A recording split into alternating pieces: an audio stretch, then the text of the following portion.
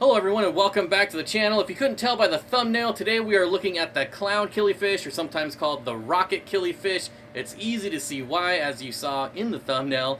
Both names are very fitting. This is a super awesome nano fish. Let's go check it out. So the Clown Killifish is a small killie coming from southern Guinea, Sierra Leone, and Liberia. This fish was first collected in 1913, then described in 1915.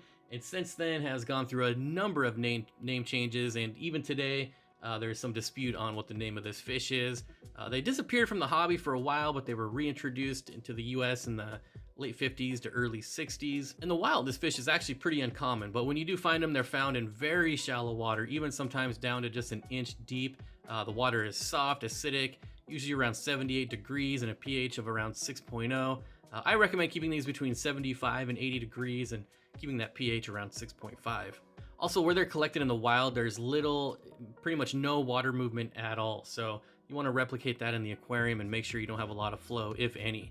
Now, these guys are definitely a nano fish. The males get just over an inch. The females rarely reach an inch in length, and it's easy to distinguish the two. Obviously, the males are very bright, and the females still have some good color, but they don't have the longer fins, the smaller bodies, and the brighter colors.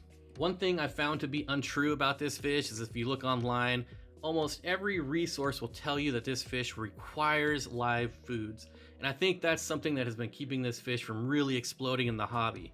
As you can see in this video, that is just simply not true. I'm feeding fluval bug bites and they have no problems going after this stuff. They just eat it up like crazy. Now, just because you can feed them dry foods doesn't mean that you shouldn't be feeding them live foods. You definitely want to throw in live and frozen, things like that. They love cyclops.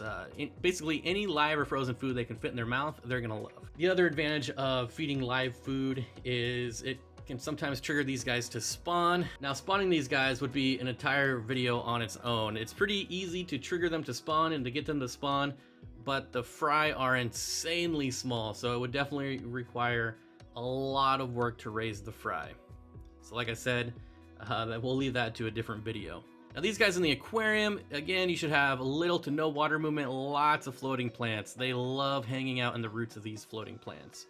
Another important thing to note is, like most killifish, the clown killies are excellent jumpers. So if you don't have a tightly fitted lid, you might come home to missing a few of them, and eventually they'll all jump out. So you need a lid, trust me. Another great thing about these guys is that they're completely peaceful towards themselves and other fish. Now you can see them kind of getting picked on here and there, but that's not their fault. That's the neon green rasboras. Sometimes they can be a little nippy, especially during feeding. They get a little confused.